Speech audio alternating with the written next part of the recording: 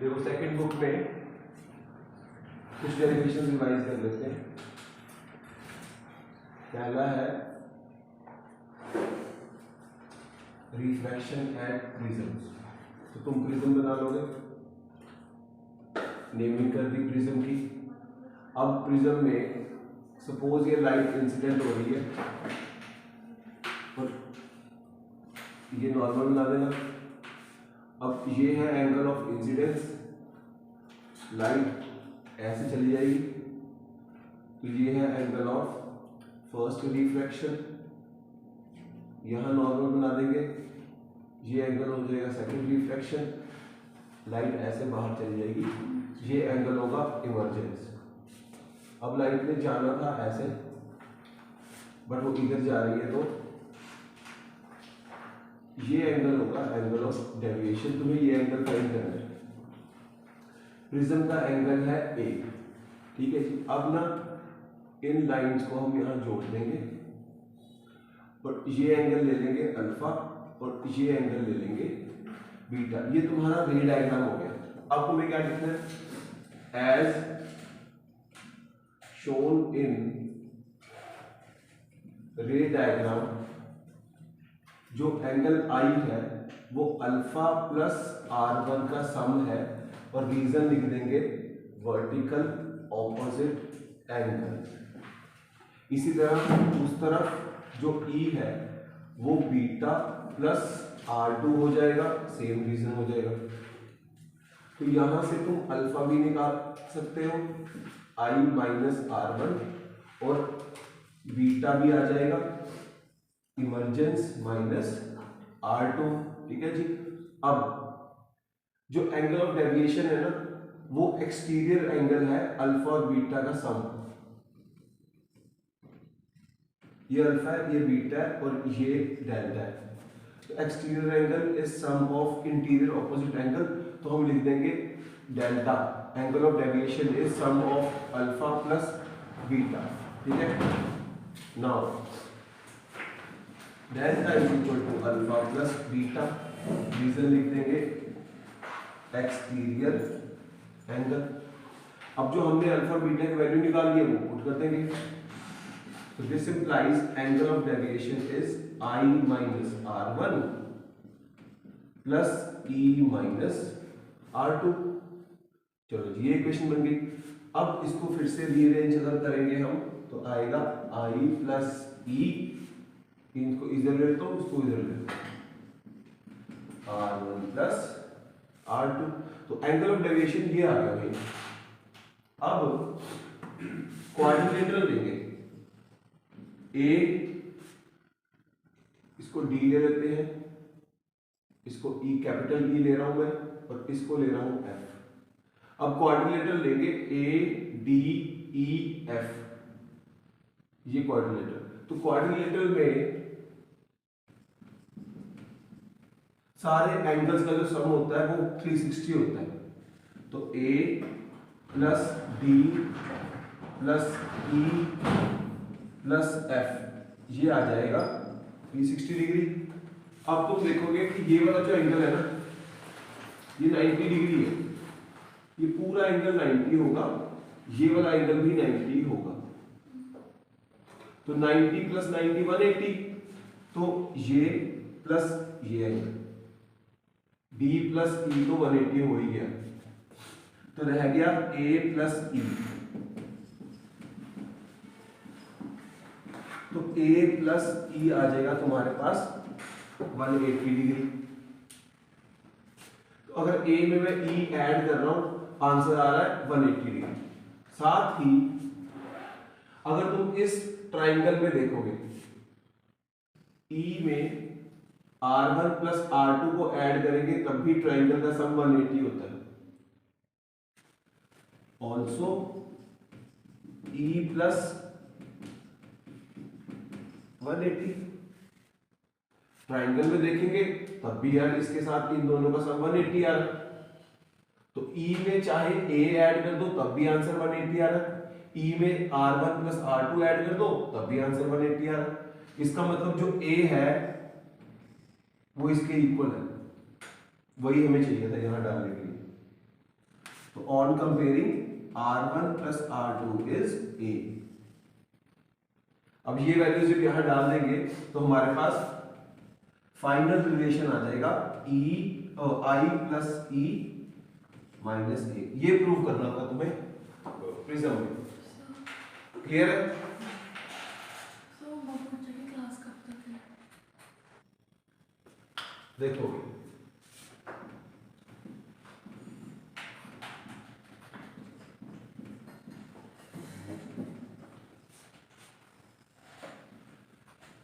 जब light prism में enter करती है तो मुड़ जाती है, इतना एंगल मुड़ गई,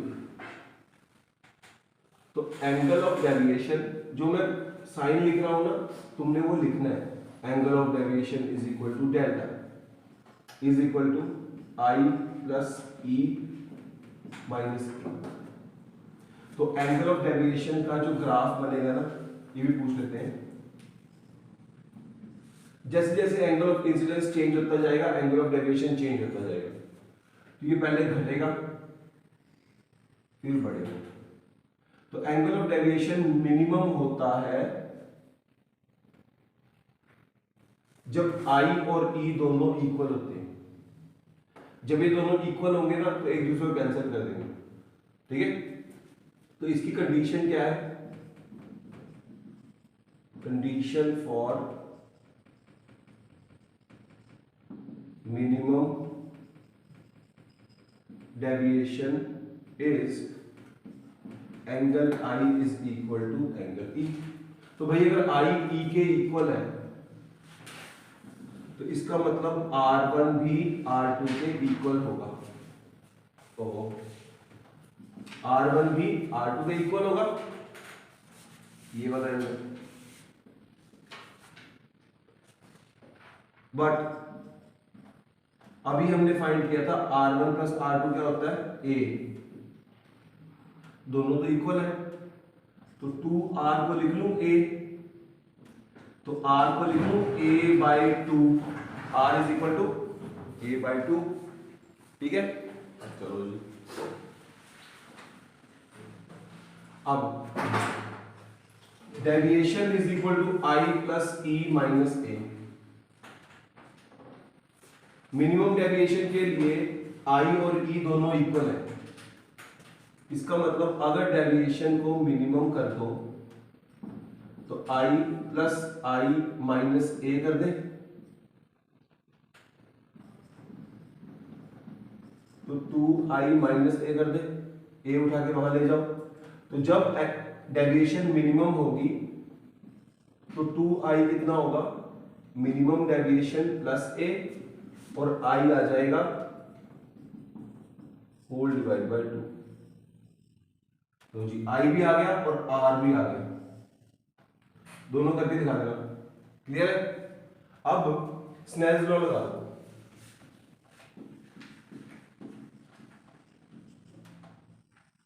स्नेल्स लॉ कहता है बाहर का रिफ्रैक्टिव इंडेक्स अगर 1 है, प्रिज्म का रिफ्रैक्टिव इंडेक्स अगर न्यू है, according to Snell's law 1 into sine I is equal to new into sine R. Values put कर दो। Sine minimum deviation plus A by 2, I की वैल्यू पुट कर दी, nu sine A by 2, R put कर दिया। तो अब ये रिफ्रैक्टिव इंडेक्स निकालना है, तो इसको उठा के नीचे ले जाएं। तो refractive index of prism is sine I plus minimum deviation plus A by 2 whole divide by, ये तुम्हें आ सकता है प्रिज्म फार्मूले के नाम से। क्लियर? इसको भी रिवाइज कर लेना।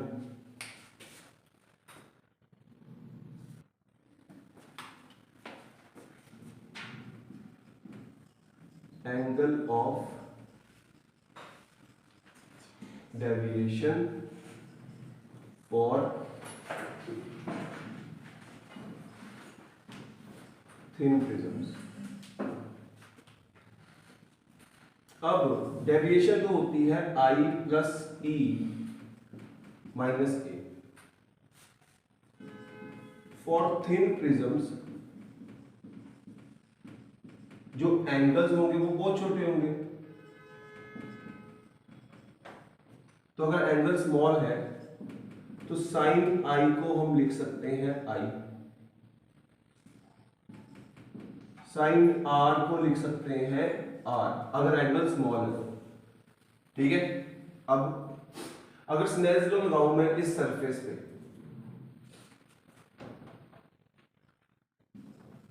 For surface one into sine I is equal to new into sine R one. Okay, mu one sine I, mu two sine R. अब एंगल स्मॉल है तो साइन की जगह आई डाल दो, साइन आर वन की जगह आर वन डाल दो। तो यहां से तुम्हें आई की वैल्यू आ गई। अब दूसरे सरफेस पे लगा दो,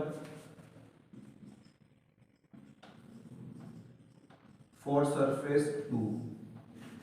इस सरफेस के लिए refractive index nu into sine R one into sine E,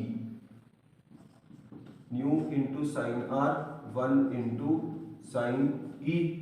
फिर से स्मॉल एंगल्स है तो न्यू आर टू आ जाएगा ई। मानते हो? ओके है ना। अब आई और ई की वैल्यू इसमें डाल दो,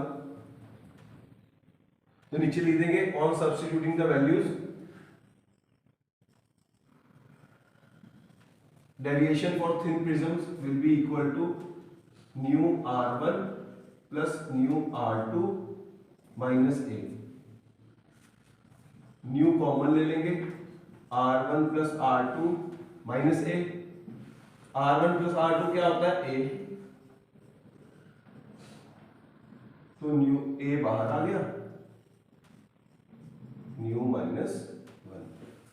तो ये लास्ट डेरिवेशन थी प्रिज्म की, angle of deviation for thin prism. ठीक है भाई, क्लियर है। एक आता है ऑप्टिकल इंस्ट्रूमेंट की डेरिवेशन। ऑप्टिकल इंस्ट्रूमेंट में पहला है सिंपल माइक्रोस्कोप। सिंपल माइक्रोस्कोप में तुमने क्या करना है? एक लेंस बना लो, ऑब्जेक्ट लेंस के पास रख लो, फोकस के अंदर। तो इस लेंस से पहली लाइट ले जाना, वो इधर से फोकस से निकलेगी, दूसरी लाइट सेंटर से निकलेगी, कहीं मिलेगी नहीं। पीछे की तरफ इसको मर्ज कर देना और ये बना देना इमेज।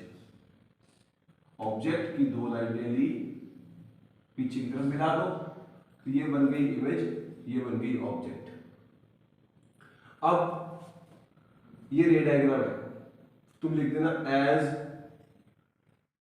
रे diagram of simple microscope is shown. Ray diagram of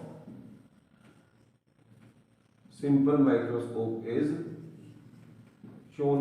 अब ना इस सिंपल माइक्रोस्कोप की मैग्नीफाइंग पावर निकालनी होती है, मैग्नीफाइंग पावर। और मैग्नीफाइंग पावर होती है beta upon alpha.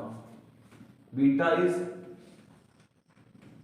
Angle of image, angle of object. अब इमेज तो ये है, ये एंगल क्या बना रही है? ये रहा, ये वाला एंगल बीटा। ऑब्जेक्ट ये है, पहले ऑब्जेक्ट को इमेज की ही पोजीशन पे ले आओ, यहां पे। अब देख लो ये कितना एंगल बनाएगी।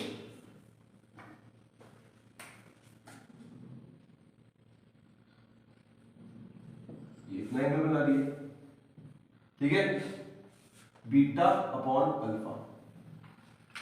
अब हम क्या लिखेंगे? फॉर स्मॉल एंगल्स,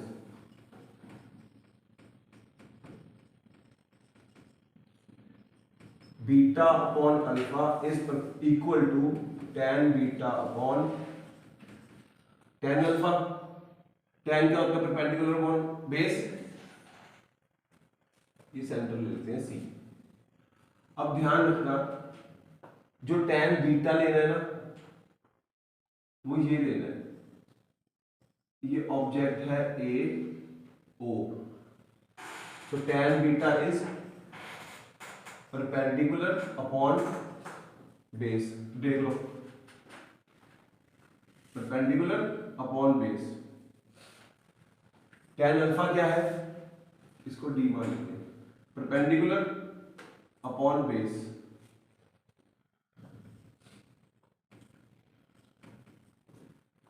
ठीक है।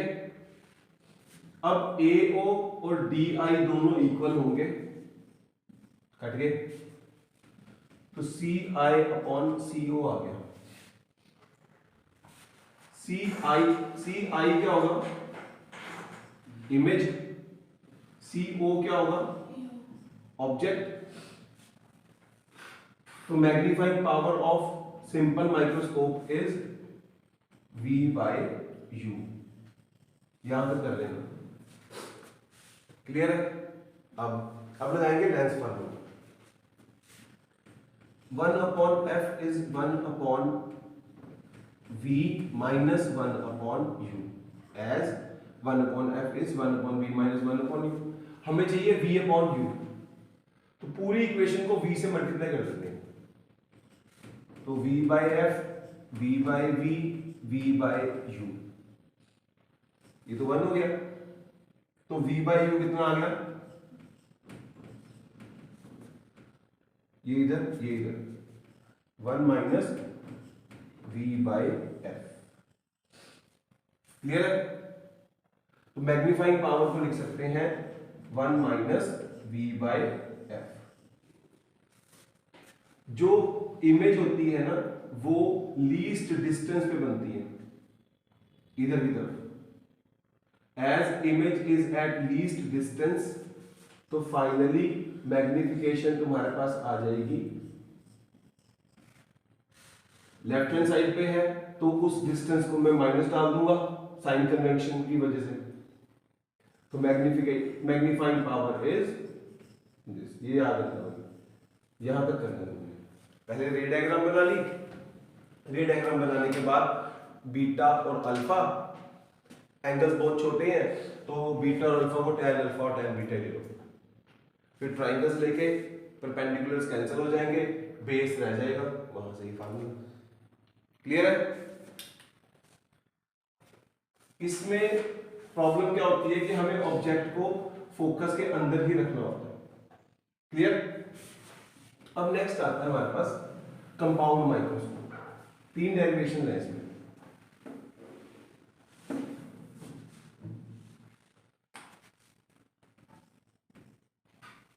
कंपाउंड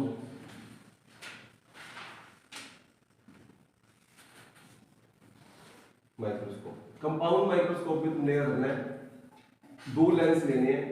पहला छोटा, फिर बड़ा लेंस लेना है। अब तुम ऑब्जेक्ट जहां मर्जी खड़ी रख दो। ऑब्जेक्ट यहां रख दी मैंने। इस ऑब्जेक्ट से पहली लाइन सीधी स्ट्रेट ले लो, उसके फोकस में जाएगी। दूसरी लाइन सेंटर से ही निकालनी है, वो यहां से निकल जाएगी। तो यहां पर ये इमेज बना देगा। अब फिर से इससे 2 लाइन्स ले लेंगे हम, पहली स्ट्रेट और दूसरी सेंटर से। इधर ले जाओ, तो ये कुछ पीछे की तरफ इंटरसेक्ट हो जाएंगी, तो फाइनल इमेज ये बन जाएगी। तो ये है कंपाउंड माइक्रोस्कोप का रे डायग्राम। ठीक है जी। अब ए बी, इसका नाम होता है ऑब्जेक्टिव, जो ऑब्जेक्ट के पास है। ये आई पीस है, जो आंख आई के पास है। ऑब्जेक्टिव ने इसको ऑब्जेक्ट मान के इमेज बना दी यहां पे, A dash B dash. Eyepiece ने इसको ऑब्जेक्ट मान के इसकी इमेज बना दी A double dash B double dash पे। क्लियर? अब मैग्नीफाइंग फिर से वही लिख देंगे, ray diagram of compound microscope is shown. Now magnifying power is beta upon alpha which can be taken as tan beta tan alpha। अब tan beta tan alpha ढूंढ रहे हैं कहाँ है। Beta is the angle of image, image तो ये रही final, तो ये जो एंगल बना रही है यहां पे वो है बीटा, ये रहा एंगल।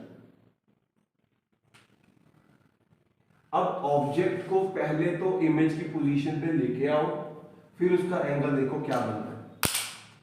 तो हम इस ऑब्जेक्ट को उठा के इस पे लेंगे, यहां इतनी सी बनेगी। अब इसका एंगल देख लेते हैं,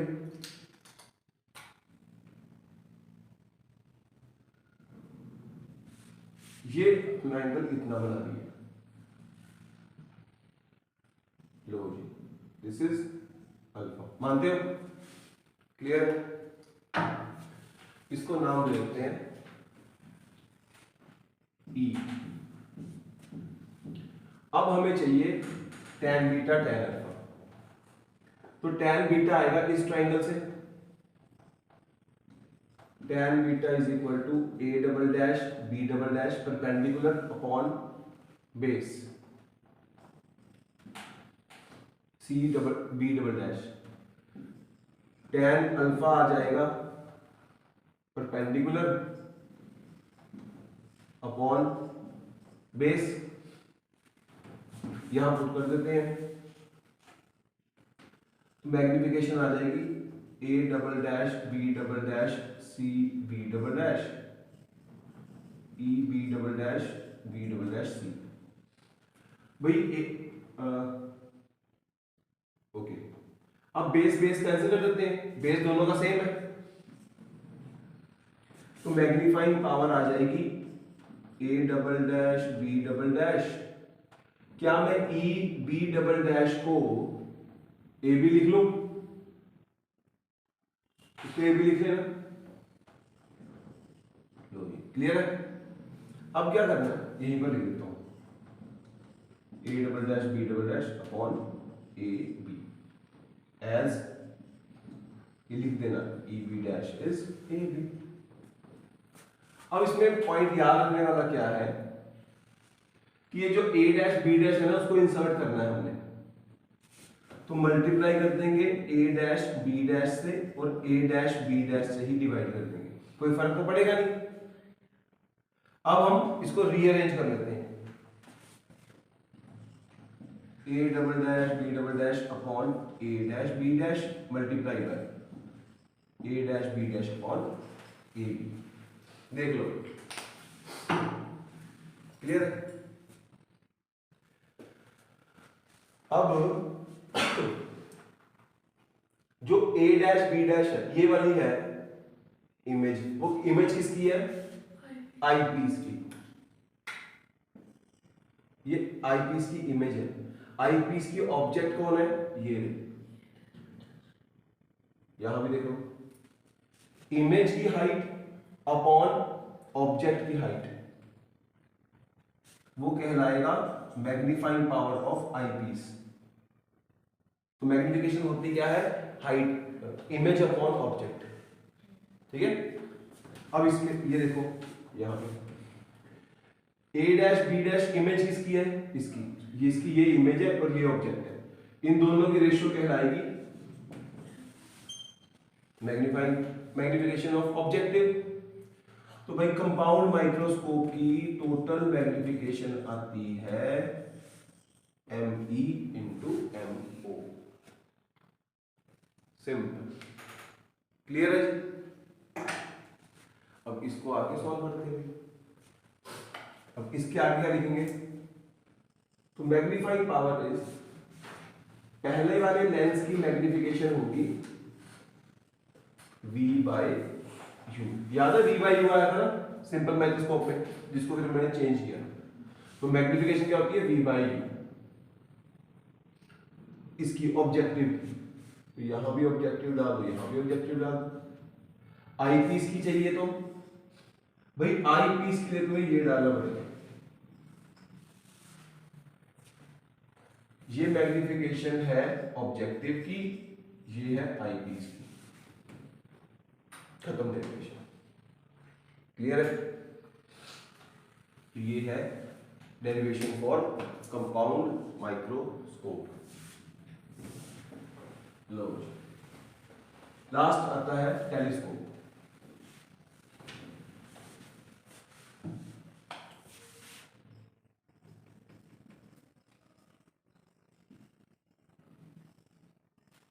टेलीस्कोप के लिए पहला लेंस बड़ा ले लेना। आपने अभी कराया, उसका भी एक और पार्ट था। हाँ वो भी करेंगे। इमेज कहां बनती है? अब ये टेलीस्कोप है, इसमें ऑब्जेक्टिव लेंस बड़ा और आई पीस छोटा, ठीक है। ऑब्जेक्ट जो होती है बहुत दूर होती है, इसलिए सारी लाइट पैरेलल कर दो, ऐसे लाइट आ रही है इसमें से। अब ये इस लाइट को अपने फोकस पे कन्वर्ज कर देगा। तो जब ये बनाओगे ना लेंस, तो इसकी इमेज के अकॉर्डिंग तुम दूसरा लेंस बनाना।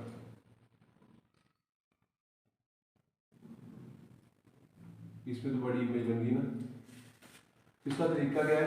ये लाइट कुछ ऐसी ले जाओ, ऐसे पास पास, यहां जुड़ गई और इसको यहां जोड़ दो भाई, लो बन गई। इसने इमेज यहां बना दी।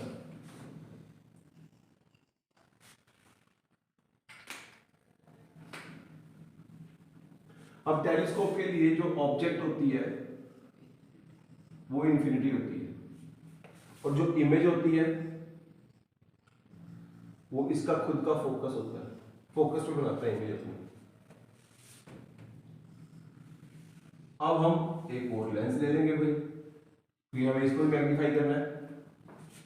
इस लेंस, ये है आई पीस, इसके लिए ये इमेज है, वो ऑब्जेक्ट है।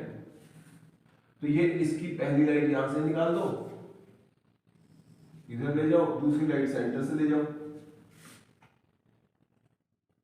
वापस ले आओ भाई। तो फाइनल इमेज कहां बनेगी? यहां पे। क्लियर? सिंपल। ऑब्जेक्टिव ने जो इमेज बनाई ए बी, आईपीस ने जो इमेज बनाई ए डैश बी डैश। तो ये डायग्राम है, ये बनाना कैसे है देख लो। अब भाई ये जो ऑब्जेक्ट है वो एंगल जो बना रही है ना इस टेलीस्कोप पे, उसको मैं ये वाला एंगल ले लूंगा अल्फा, और जो इमेज एंगल बना रही है उसको मैं ले लूंगा बीटा, ठीक है। अब ये एंगल अल्फा है, तो ये एंगल भी अल्फा ही होगा, वर्टिकली ऑपोजिट एंगल, ठीक है जी। इसकी इमेज है ये, तो ये है VE,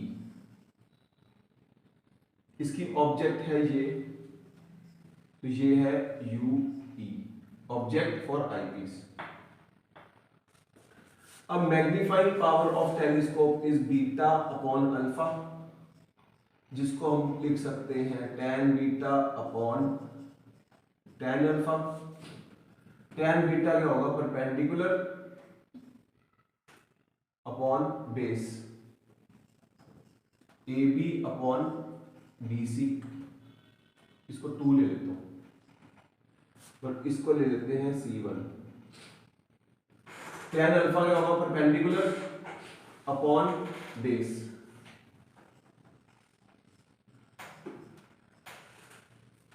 फिर से परपेंडिकुलर कट जाएंगे, तो मैग्निफिकेशन आ जाएगी BC1 अपॉन BC2। डायग्राम बना लिया तो आगे तुम अपने आप फाइंड कर सकते हो। अब भाई बी C1 क्या है, FO,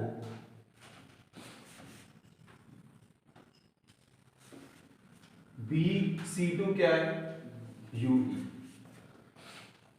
माइनस UE, ठीक है, क्योंकि इधर है। अब ये रही मैग्निफिकेशन इस टेलीस्कोप की। अब इसको रीअरेंज करते हैं। देखो बच्चों, अगर मैं इस लेंस के ऊपर लेंस फार्मूला लगाऊंगा तो 1/FE is equal to 1/VE 1/UE, lens formula. मुझे चाहिए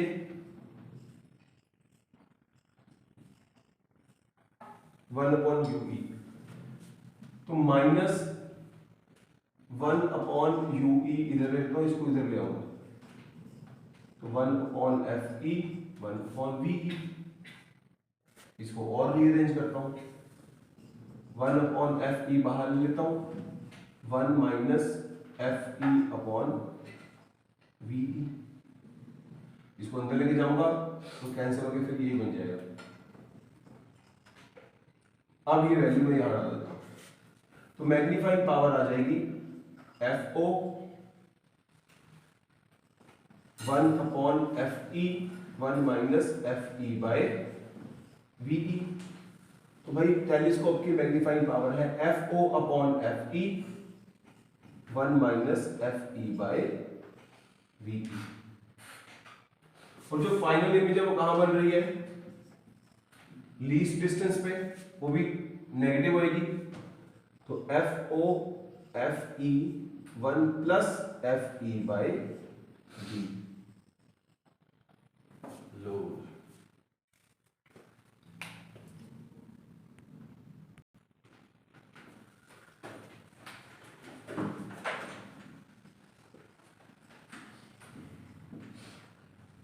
वेव ऑप्टिक्स में पहली डेरिवेशन है law of reflection by Snell's law. मैं फिर बोल रहा हूँ कि कुछ भी ना समझाए तो साथ साथ ही पूछ लो, ऐसी कोई बात नहीं है, तुमने ही देखनी है video. Law of reflection by Snell's law. Law of reflection कहता है angle I is equal to angle R। अब तुमने क्या करना है, इस डेरिवेशन में ये मिरर बना लेना है,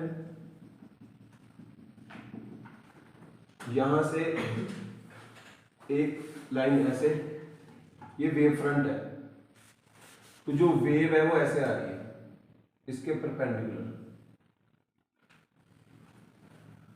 ये लो, ये 3 वेव्स आ रही हैं, वेव A, वेव 1 2 और 3। ये पॉइंट है A, ये पॉइंट है B, ये पॉइंट है C, ये शीशा है। तो जो वेव है वो जिस एंगल पे आके हिट कर रही है उसको तुम I ले लेना। अब ये वाली वेव तो शीशे पे टकरा गई, ये भी टकराई नहीं, ये भी नहीं टकराई, तो जितनी देर में ये वाली वेव यहां पहुंचेगी उतनी देर में ये वाली वेव यहां से टकरा के आगे चली जाएगी, ओके, और ये यहां से टकरा के ऐसे चली जाएगी। तो जब C, जितने टाइम में C डैश तक पहुंचेगी उतने टाइम में A, सपोज यहां ले लिया मैंने, A डैश तक पहुंच जाएगी और B यहां टकरा के B डैश तक पहुंच गई, चल तो साथ में रही थी। तो अब फाइनल वेव फ्रंट कैसा बनेगा, कुछ ऐसा, ऐसे बना लेना। अब लाइट ऐसे जा रही है, लो जी, आई ऐसे और चली गई ऐसे, ठीक है। हमें प्रूव करना है ये आता हुआ वेव फ्रंट है और ये जाता हुआ वेव फ्रंट है। हमें प्रूव करना है I is equal to R। करें शुरू। अब वेव फ्रंट हमेशा परपेंडिकुलर चलते हैं, तो ये एंगल भी 90 डिग्री होगा और ये एंगल भी 90 डिग्री होगा। इसमें यूज करना है तुम्हें कॉन्ग्रुएंसी ऑफ टू ट्राइंगल्स। तो तुम क्या करोगे, ray diagram of the wave front, incident wave front and reflected wave front is shown in diagram. Now in triangle A C C dash and A dash A C dash, पहली बात angle C is equal to angle A dash, दोनों 90 degree हैं। दूसरा इसमें RHS use करेंगे, right side hypotenuse and a side. अब एक angle equal है, ये साइड दोनों में कॉमन है, इस ट्रायंगल में भी आ रही है और इस ट्रायंगल में भी आ रही है, तो दूसरी हम साइड ले लेंगे AC dash is equal to AC dash, common. तीसरा ले लेंगे सी, अच्छा उस ट्रायंगल का CC डैश, उस ट्रायंगल का AA डैश। ऐसा क्यों? लाइट की स्पीड है c, अगर t टाइम में लाइट यहां से यहां पहुंच गई, फिर डिस्टेंस कितना होगा, speed into time, speed into time. अब उसी टाइम में लाइट यहां से यहां भी पहुंच गई, तो ये डिस्टेंस कितना होगा, स्पीड इंटू टाइम। जब टाइम सेम है वो तो डिस्टेंस तो सेम होएगा ना, तो ये साइड भी इक्वल है। अब एंगल हाइपोटेन्यूज एंड साइड तीनों इक्वल है दोनों ट्राइंगल्स के, तो ये दोनों ट्राइंगल कॉन्ग्रुएंट प्रूव कर दो। इसका मतलब triangle ACC dash is congruent to triangle A dash AC dash. अब जब ट्राइंगल कॉन्ग्रुएंट है तो उनका ये वाला एंगल भी इक्वल है। क्लियर है? तो ये है लॉ ऑफ रिफ्लेक्शन।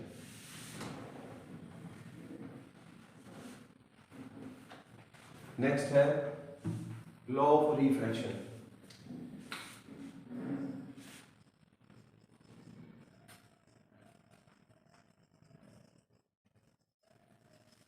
और स्नेल्स लॉ।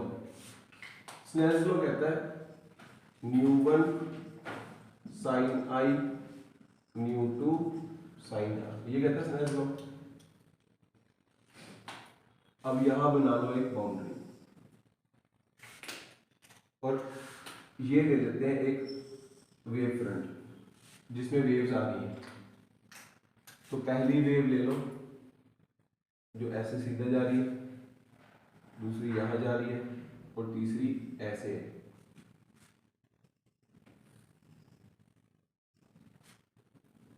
ये वेव फ्रंट है A B C।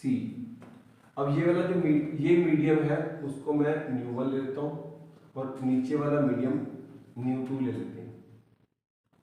इस मीडियम में लाइट की स्पीड है v1, इस मीडियम में लाइट की स्पीड होगी v2। ये सारा लिखना है तुमने।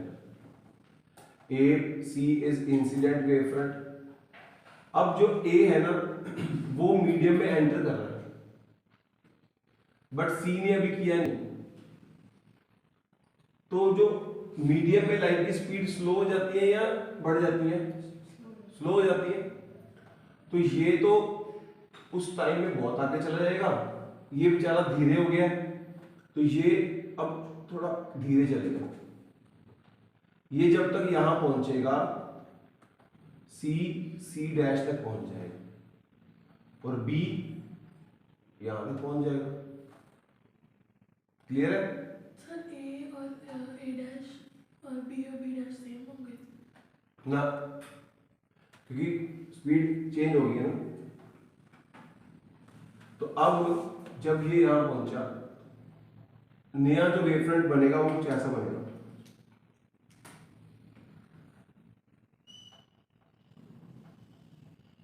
ये तो भाई ये है angle of incidence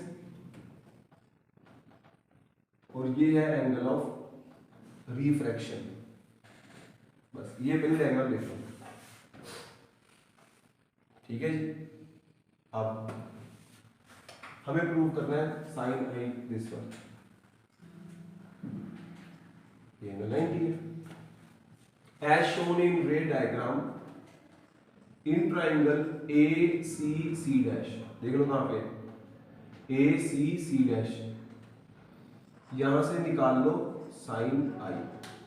sign I is perpendicular upon hypotenuse, ठीक है।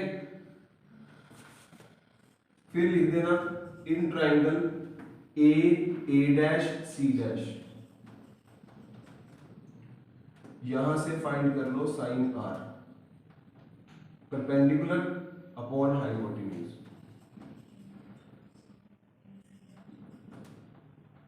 ठीक है जी।